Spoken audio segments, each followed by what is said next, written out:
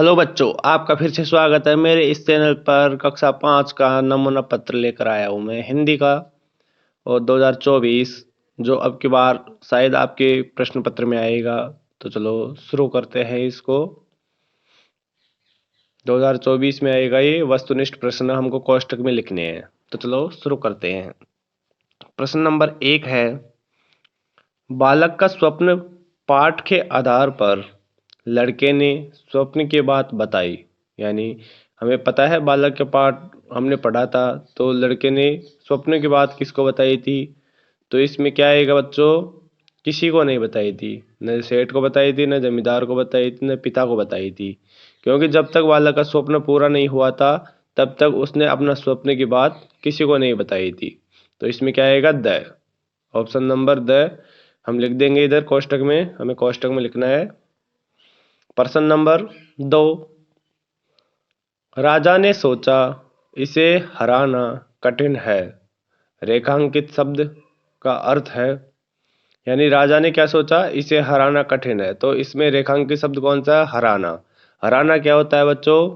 हराने का अर्थ होता है पराजित करना, क्योंकि इसका अर्थ दूसरा नहीं होता है। आज़ाद करना नहीं होता, जीतना नहीं होता, सम्मान करना नहीं होता। तो इसका क्या आ जाएगा? ए, पराजित करना। कोष्टक में ए लिख देंगे। प्रश्न नंबर 3 है, भारतीय स्त्रियों के गुण हैं। भारतीय स्त्रियों में लज्जा भी होता है, विनम्रता भी होता है, और क्या होता है बच्चों? ममता भी होता है। यानी प्यार प्रेम, बच्चे के प्रति ममता होती है ना। तो इसमें आ जाएगा उपयुक्त सभी। क्या आ जाएगा बच्चों? द ऑप्शन आ जाएगा इसमें। जैसलमेर को नगरी कहते हैं, यानी खालिस्तान में क्या आएगा? हवेलियों की नगरी कहते हैं इसमें। पटुओं की हवेली कहते हैं इसको, और नगरी कहते हैं हवेलियों की नगरी। जैसलमेर को हवेलियों की नगरी कहते हैं। तो अब चलते हैं प्रश्न नंबर 5 पर। ऊपर वाला हो गया, इसमें सह भर देना। पन्नाधाय के पुत्र का नाम था। तो बच्चों आप सभी को पता है, पन्नाधाय का पुत्र क्या था? चंदन। उदय और विक्रम सिंह इसके भाई थे। इसमें चंदन आ जाएगा। प्रश्न नंबर 6 पे चलते हैं। मेहनत की कमाई पाठ के आधार पर लड़के ने अंतिम दिन चवन्नी कुएं में क्यों नहीं फेंकी? तो इसका उत्तर ये आ जाएगा इसमें, बालक ने अंतिम दिन चवन्नी कुएं में इसलिए नहीं फेंकी क्योंकि वह चवन्नी उसकी मेहनत की कमाई थी। उसने चवन्नी कमाने के लिए उसने कठोर परिश्रम किया था। यानी क्या किया था बच्चों? मेहनत की थी। तो इस पाठ का नाम भी है मेहनत की कमाई। उसने अपनी मेहनत करके एक चवन्नी कमाई थी बच्चों, और वो बाजार में सेठ का संदूक उठाकर। प्रश्न नंबर 7, स्वस्थ रहने के लिए हमें क्या क्या करना चाहिए? कोई 3 सुझाव। स्वस्थ रहने के लिए हमें अपने आसपास साफ सफाई रखनी चाहिए, गंदगी नहीं करनी चाहिए, पहला सुझाव हो गया। हमें अपने आसपास पानी इकट्ठा नहीं होने देना चाहिए, दूसरा सुझाव। समय समय पर मच्छरों को मारने के लिए दवाइयों का छिड़काव करें। मच्छरों से बचने के लिए मच्छर निरोधक उत्पादों और मच्छरदानी का उपयोग करें। दूषित जल तथा भोजन का उपयोग न करें। इसमें से 3 आपको लिखने हैं बच्चों, आप देख कर लिख लेना। कबड्डी के खेल से हमारे अंदर कौन कौन से गुण विकसित होते हैं? कोई 3 गुण लिखिए। कबड्डी कबड्डी से कौन से होते हैं? कबड्डी से खेल शरीर स्वस्थ व सुगठित रहता है। दूसरा, दिमाग तेज व प्रसन्न रहता है और देश के लिए खेलने की भावना जागती है। कबड्डी के खेल से प्यार, शिष्टाचार, राष्ट्रीयता, अनुशासन, एकता, समानता आदि गुणों का विकास होता है। तो बच्चों वीडियो पसंद आ रहा है तो लाइक कर देना। अब गद्यांश को पढ़ो। दोनों भाई घर गए और अपने अपने घर से भोजन लेकर आए। महात्मा जी ने उन दोनों को बैठ जाने को कहा। तत्पश्चात उन्होंने भोजन के 3 भाग किए और दोनों भाइयों को भोजन करने का आदेश देकर स्वयं भी भोजन करने लगे। तो बच्चों इसको ध्यानपूर्वक पढ़ना, नहीं आपको प्रश्न नहीं आएंगे बीच में से। यानी आदेश देकर स्वयं भी भोजन करने लग गए थे। आगे और क्या किया था बच्चों उन्होंने? इस प्रकार ऊपर की सब बातचीत तथा भोजन आदि में लगभग 2 घंटे लग गए। महात्मा जी की इस समस्त कार्यवाही का उद्देश्य केवल यह था कि उन दोनों का क्रोध कुछ कम हो जाए। यानी उनका कार्यवाही का क्या मतलब था? उन दोनों का क्रोध कुछ शांत हो जाए या कम हो जाए, ताकि उन्हें समझाया बुझाया जा सके। और हुआ भी यही। वे दोनों भोजन से निवृत्त हुए, यानी अलग हुए तो काफी शांत थे। निवृत्त का मतलब क्या होता है बच्चों? अलग हो जाना, यानी करके उठ जाना। उन्होंने महात्मा जी के चरणों में विनय की, महाराज यह भूमि तो कुछ बोलेगी नहीं, इसलिए आप ही हमारा निर्णय कर दीजिए। महाराज से बोले कि आप हमारा निर्णय कर दीजिए, भूमि कुछ बोलेगी नहीं। तो ध्यानपूर्वक पढ़ना था और आपने ध्यानपूर्वक पढ़ा होगा और उत्तरों का, प्रश्नों का उत्तर देना था। तो चलो प्रश्न शुरू करते हैं। अब पहला प्रश्न, दोनों भाई अपने घर से क्या लेकर आए? प्रश्न आया था, दोनों भाई अपने अपने घर से भोजन लेकर आए थे, बनवा कर लाए थे। पहले का उत्तर है, दोनों भाई अपने घर से भोजन लेकर आए, या अपने अपने घर से भोजन बनवा कर लाए, आप कुछ भी लिख सकते हो इसमें। अब चलते हैं प्रश्न नंबर 2 पे। भोज महात्मा जी ने भोजन के कितने भाग किए? तो भोजन के 3 भाग किए थे, वो भी ऊपर अपने ध्यानपूर्वक पढ़ा था। महात्मा जी की समस्त कार्यवाही का क्या उद्देश्य था? ये रहा इसमें। महात्मा जी की इस समस्त कार्यवाही का उद्देश्य था कि दोनों भाइयों का कुछ क्रोध शांत हो जाए, बस यही इसका, यानी महात्मा जी का उद्देश्य था, ताकि उन्हें समझाया बुझाया जा सके। भोजन के बाद, प्रश्न नंबर 4 है, भोजन के बाद दोनों भाइयों के व्यवहार में क्या बदलाव हुआ? भोजन के बाद दोनों भाइयों के व्यवहार में यह बदलाव हुआ कि अब दोनों का क्रोध शांत हो गया था और दोनों भाई महाराज से गुहार लगा रहे थे। क्या बोल रहे थे? कि महाराज भूमि तो कुछ बोलेगी नहीं, आप ही हमारा निर्णय कर दीजिए। तो बच्चों कैसा लग रहा है हमारा ये पेपर? ये आपका प्री बोर्ड भी हो सकता है। अब देखो, पढ़ना, पढ़कर समझना और लिखना है आपको। हम भारत के भरत पाठ के आधार पर सबसे बढ़कर देश है। कौन सा देश है? नेपाल, चीन, बर्मा या भारत? तो हमारा भारत हमारे लिए सबसे बढ़कर देश है, तो ब लिख दो इसमें। निम्नलिखित रिक्त स्थानों की पूर्ति कीजिए। यह धरती जो खालिस्तान है अपनी हमें जान से प्यारी है। पिता या माँ? इसमें आएगा माँ। यह धरती जो माँ है अपनी हमें जान से प्यारी है। आगे आएगा, बोलो खालिस्तान खूब करेंगे, कठिन परीक्षा आई है। तो इसमें क्या आएगा? नाटक करेंगे या मेहनत? तो बच्चों इसमें मेहनत करेंगे अपन। माँ का दूध, उसमें लिख दो मेहनत, लिख दिया। हाँ, माँ का दूध पिया जो है खालिस्तान, उसी की खाई है। सौगात खाई है, सौगंध खाई है? सौगंध खाई है। सौगात का मतलब उपहार होता है, भेंट होता है, और सौगंध का मतलब सौगंध ही होता है, हम खाते हैं ना सौगंध। ये हो गया सौगंध। अब है, निम्नलिखित शब्दों को उनके समानार्थी शब्द से मिलाइए। खंड ए है और खंड बी है। समानार्थ मतलब एक ही अर्थ निकलने वाला। बच्चों पहला है हुलसना। हुलसने का क्या अर्थ होता है? प्रसन्न होना होता है इसका। तो अब इसको इससे मिला देंगे अपन। दूसरा है गाथा, इसका होता है कहानी। खुशबू, तीसरा है खुशबू मतलब सुगंध। वीर, वीर का मतलब होता है बहादुर, इसमें कर देंगे बहादुर।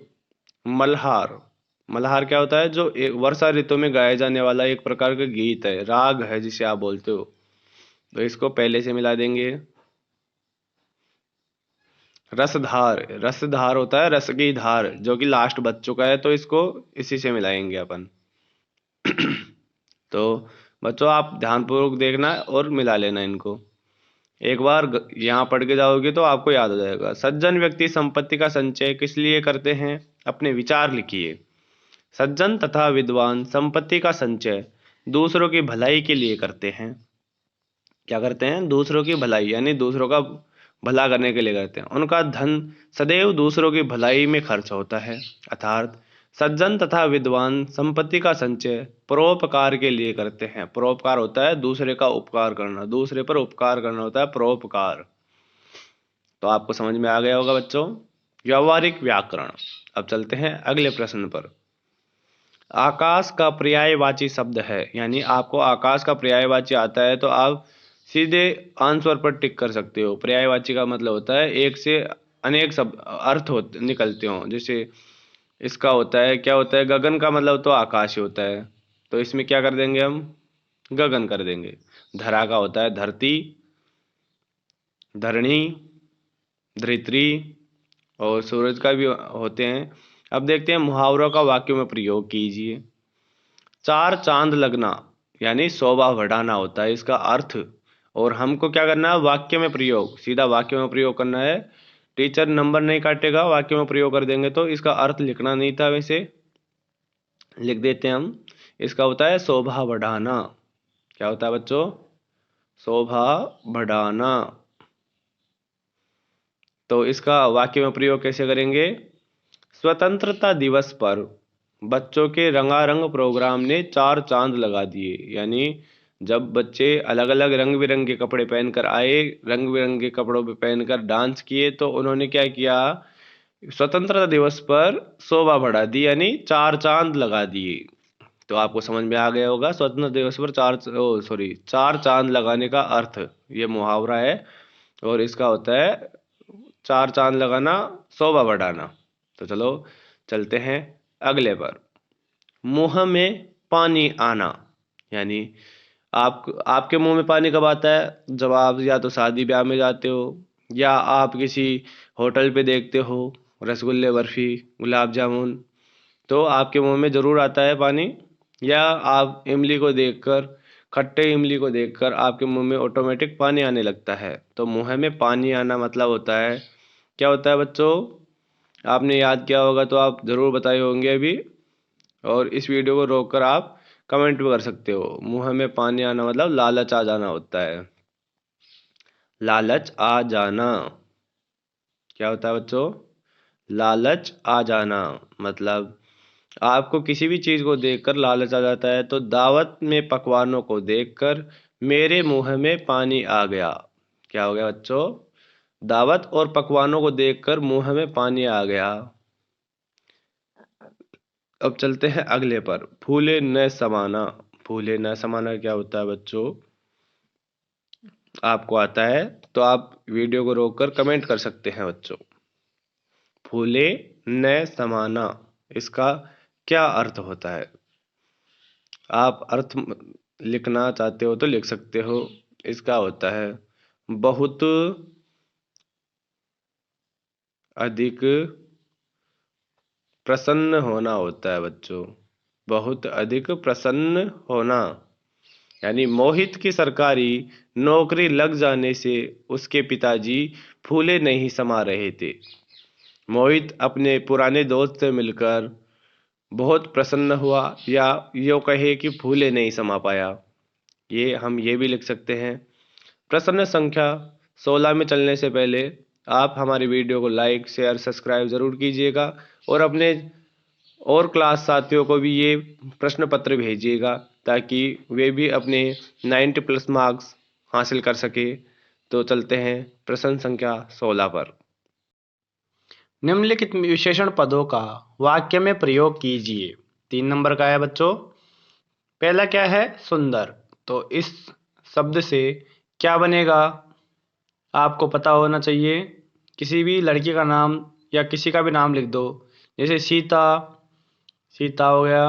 बहुत बहुत सुंदर, सुंदर, यह शब्द में आ गया ना।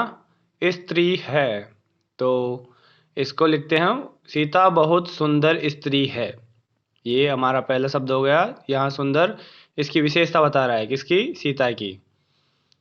दूसरा है सच्चा। राम सच्चा, सच्चा बालक। क्या है बच्चों? राम सच्चा बालक है। ये लिख देंगे हम दूसरे में। अब तीसरा है खाई। लिखो बच्चों, खाई कितनी, कितनी गहरी है। आ गया ना इसमें, गहरी। और इसमें पहले में है सुंदर, दूसरे में है सच्चा, और तीसरा है गहरा। तो आपको समझ में आ गया होगा, जो किसी विशेषता बताए वो क्या होता है? विशेषण। संज्ञा सर्वनाम की विशेषता बताने वाले शब्दों को बोलते हैं विशेषण। आगे प्रश्न नंबर 17। निम्नलिखित शब्दों के विपरीत अर्थ बताने वाले शब्द बनाइए। विपरीत का मतलब होता है विलोम। विलोम शब्द लिखिए। अब हमको क्या करना है बच्चों? विलोम शब्द लिखना है। ये है 6 नंबर का है। 3 विलोम और 3 लिंग बदलकर। रात का दिन होता है। कठोर का कठोर का होता है बच्चों निर्मल होता है एक तो, निर्मल। पहला क्या लिखेंगे बच्चों? निर्मल हो गया। एक और होता है मुलायम, इसको भी लिखते हैं मुलायम। और एक नरम भी होता है बच्चों, और आप इसमें नरम भी लिख सकते हो। और अब अगला क्या है? सच। सच का क्या होता है? झूठ। यह आप सभी को पता होगा। इसका विपरीत या विलोम शब्द क्या है? अब चलते हैं ब में। ऊपर वाला 3 नंबर का है, ब भी 3 नंबर का है। निम्नलिखित शब्दों के लिंग बदलकर नए शब्द बनाइए। प्रश्न हो गया। शेर का क्या होता है बच्चों? शेरनी। क्या होता है? हमें लिंग बदलना है, यानी पुरुष को स्त्री करना है और स्त्री को पुरुष करना है, तो लिंग बदलना है इसमें। शेर का हो गया शेरनी। क्या हो गया बच्चों? शेरनी। अब दूसरा क्या है? मोर। दूसरा क्या है बच्चों? मोर का हो गया मोरनी। मोरनी हो गया। ये हो गया 2 नंबर का काम। और घोड़ा, घोड़ी। ये हो गया 3 नंबर। मतलब 3 नंबर पक गए दोस्त बच्चों आपके। अब चलते हैं प्रश्न नंबर 18 पे। लिंग बदलना आ गया होगा बच्चों आपको, और विपरीत अर्थ भी आ गया होगा। निम्नलिखित में से किसी एक विषय पर कहानी लिखिए। तो हमें शेर और खरगोश पे भी लिखनी है, बंदर और मगरमच्छ में भी लिखनी है, और किसान और 4 बेटे ये लिखनी है। लेकिन आपको याद तीनों करनी है, परीक्षा में आपको एक विषय पे लिखनी है। तो आप देख सकते हो इनमें से आपको जो भी आती है वो 6 नंबर की होगी। और पहली कहानी कौन सी है बच्चों? शेर और खरगोश की कहानी है। तो हम शुरू करेंगे इसी कहानी को। एक जंगल में एक शेर रहता था। वह बड़ा क्रूर था। वह जंगल के जानवरों को मारकर खा जाता था। सब जानवर बहुत परेशान थे। वे सब मिलकर खरगोश के पास गए। खरगोश बुद्धिमान था। उसने एक योजना बनाई। वह शेर के पास गया और बोला, महाराज, इस जंगल में एक दूसरा शेर भी है जो आपको चुनौती देते हुए अपने आप को यहाँ का राजा बताता है। इतना सुनकर शेर को गुस्सा आ गया। उसने खरगोश को कहा, मुझे उस शेर के पास ले चलो। खरगोश उसे एक कुएं के पास ले गया और उसे कहा कि दूसरा शेर इसमें रहता है। शेर कुएं में झांका और अपनी परछाई को दूसरा शेर समझकर कुएं में कूद गया और मर गया। इस प्रकार बुद्धिमान खरगोश ने सभी जानवरों की जान बचाई। ये हो गया खरगोश और शेर की कहानी।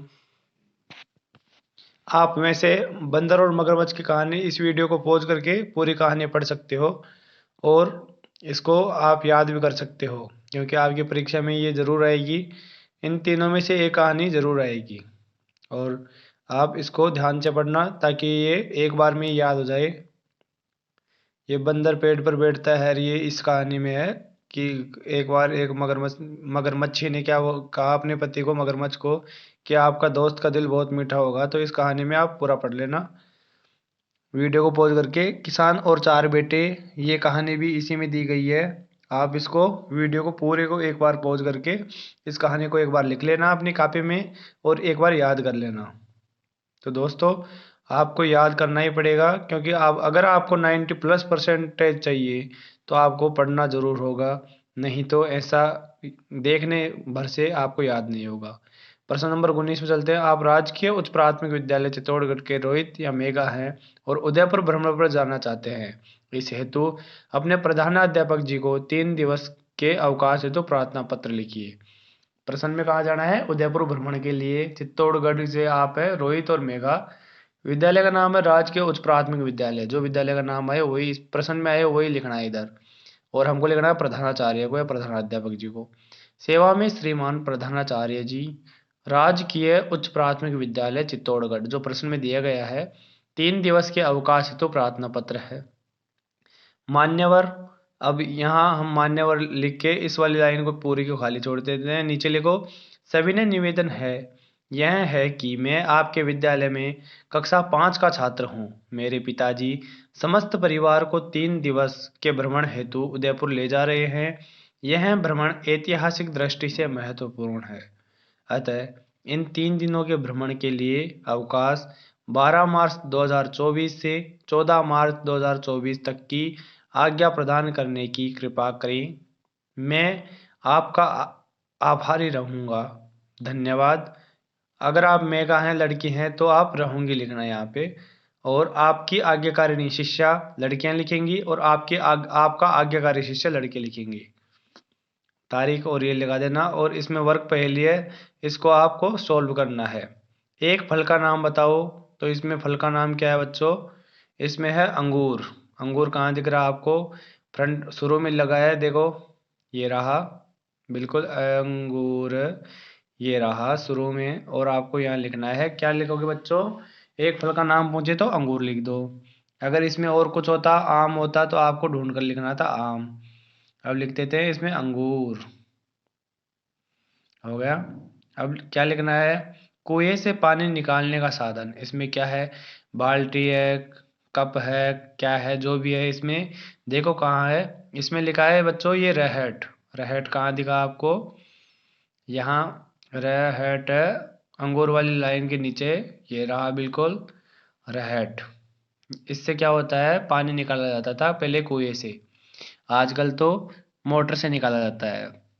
इसमें लिख देते हैं रहट। अब देखते हैं राजा का निवास स्थान, प्रश्न संख्या 3। राजा का निवास स्थान क्या होता है? इसमें क्या आएगा? महल। महल इसमें आपको ढूंढना पड़ेगा। तो बिल्कुल दूसरी लाइन में देखो महल है, ये हो गया महल। अब आगे वाला प्रश्न क्या पूछ रहा है बच्चों? एक सब्जी का नाम। पहले इसमें लिख दो महल, बिल्कुल इस प्रकार महल लिख दिया। अब चलते हैं अगले प्रश्न पे। अंगूर हो गया, रहट हो गया, महल हो गया। एक सब्जी का नाम देखो इसमें। इसमें देखो गाजर, मटर, टमाटर कुछ भी होगा। तो इसमें लिखा है ना मटर, मटर। खड़ी लाइन में देखो दूसरी में, बिल्कुल ये रहा मटर। इसको लिखते हैं अपन नीचे। एक सब्जी का नाम क्या हो गया बच्चों? मटर। अब अगला, लेखनी या लिखने का साधन। अब देखो पेंसिल, रूल, रबड़। लिखने का साधन रबड़ नहीं है।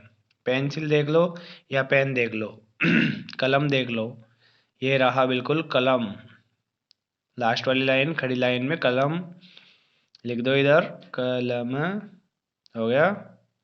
अगले प्रश्न पे चलते हैं। एक व्यक्ति का नाम। एक व्यक्ति का नाम रोहन, मोहन, सोहन कुछ भी देख लो इसमें, आपको दिख रहा होगा रतन, ये बिल्कुल इस तरह रतन, क्योंकि आपको नाम ढूंढना है इसमें से। एक व्यक्ति का नाम क्या हो गया? रतन। अब चलते हैं प्रश्न संख्या 21 पे। और एक बार आप ध्यान से देख लेना, और कुछ तो नहीं था। जनप कोई शब्द नहीं बनता है। हाँ, तो चलते हैं 21वें प्रश्न पे। किसी एक विषय पर निबंध लिखना है। तो हमारा विद्यालय, मेरा आदर्श गांव, मेरा परिवार। तो आपको वीडियो को पॉज करके इस पे एक पे निबंध लिखना है। हमारा विद्यालय देख लेना, मेरा गांव देख लेना, मेरा आदर्श गांव और मेरा परिवार। इन तीनों में से एक पे लिखना है और 6 नंबर का होगा। तो आप वीडियो को पॉज करके देख लेना इसमें क्या क्या लिखा है। पहला हो गया हमारा विद्यालय। अब चलते हैं मेरा आदर्श गांव। तो आपके आदर्श गांव में क्या क्या है, आपके गांव का नाम लिखना है और गांव में लगभग कितने लोग हैं, ये सभी गांव में क्या क्या कितनी टंकियां हैं और आपका गांव आदर्श कैसे है, ये वीडियो को पॉज करके इसमें देख लेना एक बार। अब चलते हैं मेरा परिवार। इस पे मेरा परिवार एक मूल तथा खुशहाल परिवार है।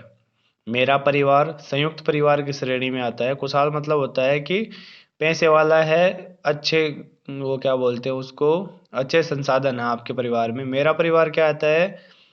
संयुक्त परिवार की श्रेणी में आता है, जिसमें माता पिता और हम 3 भाई बहनों के अलावा दादा दादी भी रहते हैं। मेरे परिवार के सभी सदस्य एक दूसरे को अच्छे से समझते हैं। हम सभी एक दूसरे की कार्य करने में सहायता करते हैं। व्यक्ति के सही व्यक्तित्व का निर्माण परिवार द्वारा ही संभव है।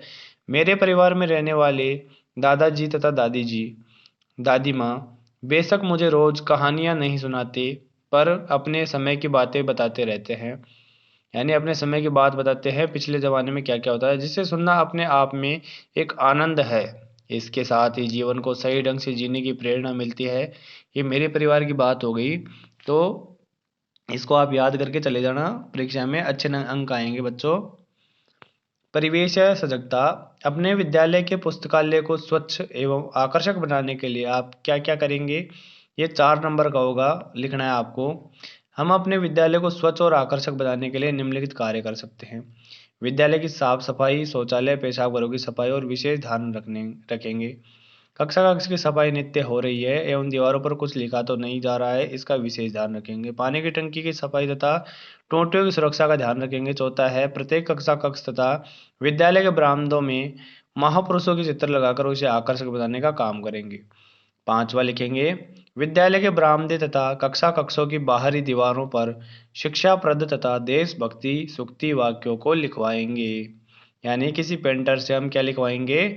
देशभक्ति से परिपूर्ण सूक्तियों को लिखवाएंगे, यानी कि उनकी लाइन लिखवाएंगे कि देशभक्ति में क्या क्या होता है। अब चलते हैं ब पे। ये भी 4 नंबर का होगा। सड़क पर दो पहिया वाहन चलाते समय हमें क्या क्या सावधानी रखनी चाहिए, ये हमें लिखना है। 4 नंबर का प्रश्न है। तो सड़क पर 2 पहिया वाहन चलाते समय हमें निम्न सावधानी रखनी चाहिए। पहली, सबसे ज़्यादा जरूरी, हमेशा हेलमेट लगाएं। दोनों साइड मिरर हमेशा सही पोजीशन में रखें जिससे पीछे से आने वाले वाहनों को आप देख सकें। यानी सही पोजीशन का मतलब होता है पीछे और साइड वाला सभी दिखे। जब भी आप गाड़ी पर बैठे तो साइड स्टैंड हमेशा चेक कर ले जिससे आप स्लिप न हो। यानी साइड स्टैंड चेक कर लेना ताकि वो गाड़ी फिसले नहीं। चलने से पहले पेट्रोल हमेशा चेक कर ले ताकि आप रास्ते में नहीं रुक सके। कहीं भी मुड़ने से पहले इंडिकेटर दे। इंडिकेटर होता है साइड वाला जो पीले कलर का होता है, जिस साइड में आप जाना चाहते हो उस साइड का इंडिकेटर देना पड़ता है ताकि पीछे वाले और आगे वाले दोनों को पता चल जाए कि साइड में जाएगा। शराब पीकर गाड़ी ना चलाएं। कभी भी ईयरफोन लगाकर 2 पहिया वाहन ना चलाएं। 2 पहिया वाहन चलाते समय फोन पर बात न करें। कभी तेज स्पीड में गाड़ी चलाने का जोश आए तो अपने परिवार के बारे में सोचें। यानी अपने परिवार में देखना आपको, माता पिता अगर आपके कुछ हो जाए तो क्या करेगा? रोएगा बहुत। तो इसलिए आप परिवार को पहले देखना कि हमारे न होने से क्या हो सकता है। अगर सभी प्रश्न आपको सही ढंग से आ रहे हैं तो हमारे वीडियो को आगे से आगे शेयर करना और लाइक करना और चैनल को हमारे सब्सक्राइब करना ताकि और भी नए वीडियो आपके लिए ला सकें और आपको कुछ याद करवा सकें। धन्यवाद। मिलते हैं अगले वीडियो में। Bye bye.